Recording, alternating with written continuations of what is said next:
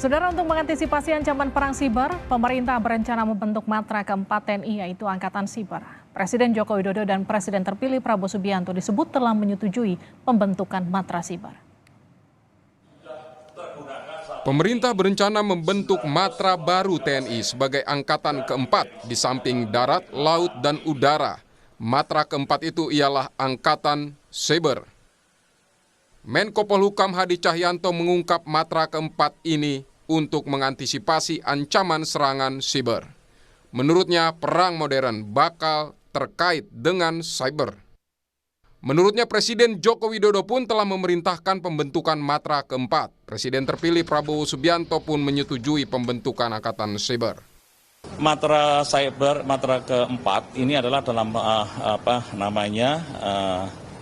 bagaimana kita menghadapi serangan-serangan cyber dari luar ya. Ini kan non-state ya. Dalam pertempuran modern saat ini, kita center of gravity kita sekarang adalah perang cyber. Karena perang cyber kini memerlukan bagaimana kita menghadapi perang proxy war, perang asimetris, kemudian ada lagi perang-perang propaganda, ya. Semuanya itu memerlukan satu peralatan sistem untuk bisa kita menghalau serangan-serangan balik mereka. Diperlukan satu unit yang tiap hari melakukan patroli, kemudian melakukan rangkaian-rangkaian mitigasi, dan kalau saya sampaikan bahwa angkatan keempat ini, matra cyber ini adalah perang pikiran. Oh, sudah Pak Presiden sudah memerintahkan untuk membentuk matra keempat, termasuk Presiden terpilih kan, concern dengan matra keempat. Ya. DPR turut merespons rencana pembentukan matra keempat TNI untuk mengantisipasi ancaman perang cyber. Wakil Ketua DPR Ludwig Paulus menyebut pemerintah harus memperhatikan kesiapan anggaran untuk menyiapkan peralatan cyber yang terus berkembang. Sebab tak ada artinya angkatan cyber dengan jumlah personel besar namun teknologinya tak berkembang. Teknologi berjalan cepat. Sehingga itu saya katakan, kalau kita mau buat angkatan cyber, pertama, ada kepedulian dari pemerintah dulu tentang anggaran. Kalau dia tidak ada kebutuhan, katakan anggaran untuk kepedulian pemerintah terhadap anggaran ini, apa artinya ada angkatan cyber isinya orang aja? Nggak ada alat peralatan. Dan kan dia kan bukan handphone biasa kayak gini. Sesuatu yang katakan spesifik lah. Rencana pembentukan matra keempat TNI muncul di tengah masalah lemahnya perlindungan data warga negara serta ancaman peretasan situs milik lembaga negara. Di 2024 saja berulang kali terjadi kasus kebocoran data. Pada Januari 2024 sebanyak 22.000 lebih data pelanggan dan karyawan PT KAI diduga bocor. Selanjutnya ada dugaan kebocoran data peserta didik Kemendikbudristek pada Juni 2024 sebagai dampak dari peretasan pusat data nasional. Lalu di bulan Agustus ada 4,7 juta data ASN dan P3K yang diduga ikut dibocorkan. Yang terbaru, peretas Bjorka dalam situs jual beli data menjual 6,6 juta data diduga NPWP di Indonesia seharga $10.000 Amerika Serikat atau sekitar 151,7 juta rupiah. Bjorka memberikan sampel data untuk meyakinkan calon pembeli, salah satunya data Jokowi, Gibran, Kaesang, dan sejumlah menteri lainnya. Pengamat militer Khairul Fahmi menilai pembentukan matra keempat yaitu Angkatan Siber sangat strategis karena ruang siber kini jadi medan pertempuran baru. Selain membutuhkan anggaran besar, perlu personel yang sangat ahli di bidang IT, namun memiliki disiplin komando ala tentara.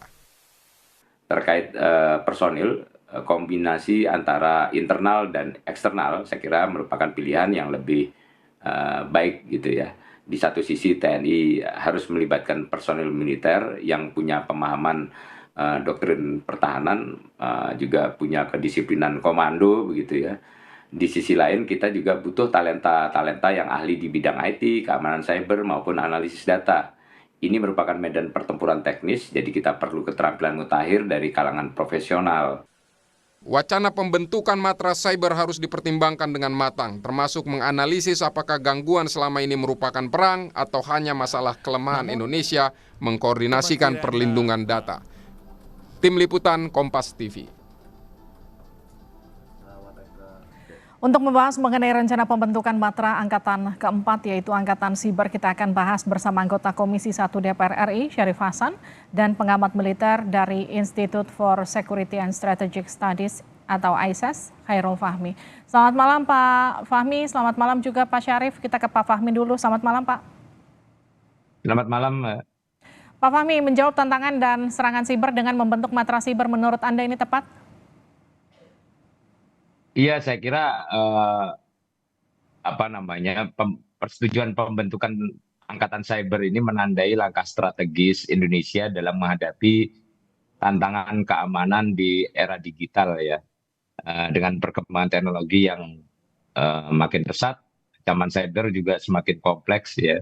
Dan matra cyber ini saya kira akan jadi pilar penting ya dalam rangka memperkuat kedaulatan Indonesia terutama di ruang digital ya. Tapi memang pembentukan matra ini tidak hanya sekadar mengimbangi ancaman modern, tapi juga merupakan bagian dari strategi besar dalam menghadapi peperangan generasi kelima ya, yang memadukan ancaman fisik dan non fisik dengan seragam cyber sebagai bagian utamanya. Baik, saya ke Pak Syarif. Pak Syarif, Pak Jokowi sudah meminta pembentukan matra siber dan ini rencananya akan dilanjutkan oleh Presiden terpilih Prabowo Subianto. Apa catatan dari DPR soal ini? Yang pertama adalah tugas dan tanggung jawab ya kemitraan yang akan dibentuk tersebut. Karena kalau kita melihat sesuai dengan Perpres 28 yang sudah pernah dikeluarkan oleh Presiden tentang tugas-tugas daripada BSSN, ini juga sebenarnya mencakup tugas dan tanggung jawab dari masalah-masalah yang timbul hari-hari terakhir ini.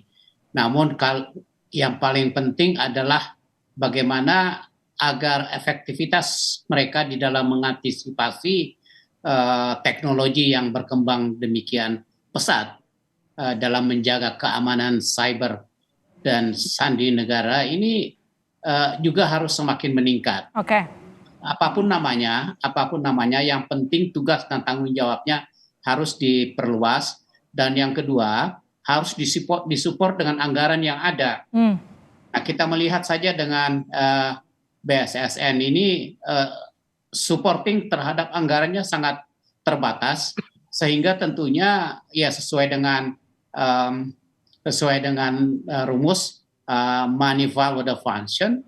Akhirnya karena anggaran yang begitu terbatas, ya mereka dalam menjalankan tugas-tugas dan tanggung jawabnya yang sangat strategis dan dibutuhkan oleh bangsa dan negara ini di dalam menjaga keamanan cyber bagi semua instansi yang berkaitan, itu sangat diperlukan, dan itu diperlukan anggaran yang cukup besar.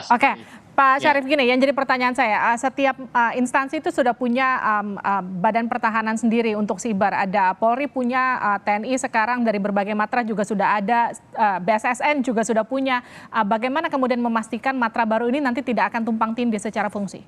Iya, harus sesuai dengan pengalaman ya di dalam BSSN itu kan sebenarnya tugasnya juga adalah diberikan tugas dan tanggung jawab untuk mengkonsolidasikan dengan instansi yang terkait yang menyangkut tentang cyber. Itu sudah jelas. Nah, lagi-lagi dalam hal ini adalah koordinasi dan tugas dan tanggung jawabnya itu harus betul-betul diperkuat dan diperjelas. Nah, sekali lagi didukung juga oleh anggaran yang cukup menunjang kegiatan tersebut. Kita jangan menuntut prestasi yang luar biasa, tetapi kita tidak mendukung di dalam soal anggaran, termasuk infrastruktur yang lainnya, sumber daya manusia yang dibutuhkan, karena ini menyangkut masalah teknologi, sehingga dibutuhkan juga sumber daya manusia yang sangat berkualitas. Nah, itulah komitmen yang perlu untuk diperkuat nanti kalau memang terjadi pembentukan ke angkatan kelima, angkatan keempat ini ya. Nah, saya pikir tugas dan tanggung jawab yang harus diperjelas dan diperkuat dulu. Nah, kalau itu sudah jelas dan betul-betul bisa mendukung tugas dan tanggung jawab yang diberikan kepadanya kepada lembaga yang akan dibentuk nanti, saya pikir itu akan bisa berhasil dengan bagus. Baik, saya ke Pak Fahmi ya, Pak Syarif. Pak Fahmi, jadi gini, tadi catatan Pak Syarif kan, selain kemudian mencari SDM yang mumpuni untuk mengisi matra siber tersebut, kita juga butuh anggaran yang besar. Karena kalau kita bicara soal proteksi di bidang siber, kita butuh teknologi yang canggih dan terupdate terus-menerus. Kan kita nggak mungkin pakai generasi lama begitu untuk proteksi ke depan. Bagaimana kemudian catatan Anda yang lain soal itu? Ya kalau terkait anggaran ya memang pembentukan angkatan cyber ini sebagai matra baru tentu akan menimbulkan konsekuensi anggaran yang tidak sedikit ya. Mulai dari biaya pembangunan infrastruktur, rekrutmen, pelatihan maupun operasional itu pasti akan meningkat secara signifikan ya terkait dengan belanja pertahanan ya. Namun menurut saya dalam konteks pertahanan negara pengeluaran ini mungkin bisa dinilai sebagai investasi yang perlu gitu ya seiring meningkatnya kompleksitas ancaman cyber yang kita hadapi ya. Bukan saja hari ini tapi terutama di masa depan gitu ya. Nah, tentunya karena ada konsekuensi anggaran yang akan meningkat signifikan, tentu dalam hal ini bagaimana pentahapan dari rencana pembentukan matra cyber ini harus direncanakan secara matang dan jelas. Nah, jadi bukan saja soal infrastruktur, organisasi, rekrutmen, pelatihan dan operasional, tapi juga pentahapannya bagaimana. Di tahap awal ini seperti apa, di tahap berikutnya seperti apa, sampai kemudian matra cyber ini benar-benar bisa sepenuhnya operasional dan efektif gitu. Nah, oke. Nah, kalau kita bicara soal proses rekrutmen kan informasi yang kemudian sejauh ini beredar akan lebih banyak merekrut dari kalangan sipil begitu ya. Nah, itu bagaimana nanti pengawasannya atau bagaimana kemudian nanti menurut Anda proses seleksi ke depannya? Iya, tentu ini karena namanya TNI Angkatan Cyber ya. TNI ini bagian dari Tentara Nasional Indonesia, berarti sebenarnya kekuatan pokok atau tulang punggung dari angkatan cyber ini tetap saja ini prajurit, tetap saja tentara begitu ya. Sehingga ini tentu nanti akan ada pengaturan ya bagaimana peran dari para prajurit ini mulai dari level tamtama hingga level perwira tinggi. Kemudian bagaimana tanggung jawab peran dan tanggung jawab aparatur sipilnya itu juga harus diatur secara jelas ya, termasuk juga nanti bentuk-bentuk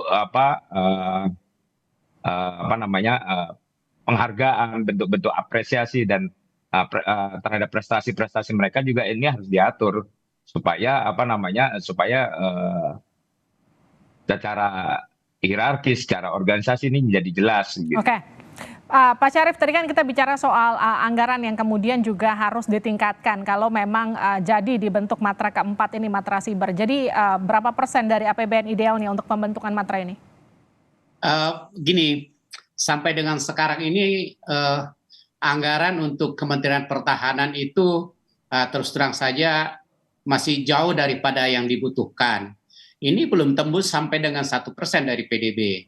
Nah, sebenarnya kalau untuk anggaran Kementerian Pertahanan saja, sesuai dengan usulan Kementerian Pertahanan, untuk memenuhi kebutuhan yang ideal, itu dibutuhkan kurang lebih sekitar 2%, kalau bisa mencapai 2%. Nah, berarti apa? Berarti kita itu sangat jauh daripada yang ideal. Nah, untuk kebutuhan Kementerian Pertahanan saja, ya, itu masih sangat jauh daripada ideal, apalagi kalau kita akan membentuk angkatan cyber. Nah, lagi-lagi saya katakan bahwa sebenarnya yang paling penting tugas dan tanggung jawabnya ini. Dengan anggaran yang terbatas, saya pikir kalau memang ini dianggap prioritas, saya pikir masih bisa dikondisikan. Dan ini kalau memang ada komitmen pemerintah yang akan datang untuk mengefektifkan semua lembaga-lembaga yang ada kaitannya dengan cyber dan sandi negara, saya pikir ini akan bisa mendapat dukungan dari semua pihak, khususnya partai-partai politik di DPR untuk meningkatkan anggaran Kementerian Pertahanan termasuk angkatan mitra yang baru nanti. Nah, ya lagi-lagi sebelumnya saya menurut hemat saya ini harus ditelaah secara matang dulu. Ya, ditelaah secara matang apakah memang perlu ya kan kemitraan yang baru, angkatan baru ya. Dan bagaimana dengan fungsi dan tugas daripada lembaga badan cyber dan sandi negara yang sudah ada. Bagaimana dengan intelijen yang sudah ada di mana-mana? Bagaimana dengan BIN misalkan? Bagaimana dengan yang ada keberadaan intelligence di Mabes Polri juga masanya. Ini harus dikonsolidasikan secara semua. Baik. Ini juga membutuhkan anggaran dan anggaran yang existing di lembaga-lembaga tersebut bisa dikonsolidasikan sehingga dapat memaksimalkan kinerja daripada angkatan yang akan dibentuk. Tapi di 2025 sudah ada belum nih anggaran ini, Pak Syarif? Belum ada. Bagaimana, Pak? Bagaimana, Mbak? Di 2025 belum ada anggaran ini? Belum ada karena 2022 ini kan belum termasuk. Nah, lagi-lagi menurut hemat saya dan perlu untuk menjadi perhatian, ini kan lembaga angkatan baru ini kan bukan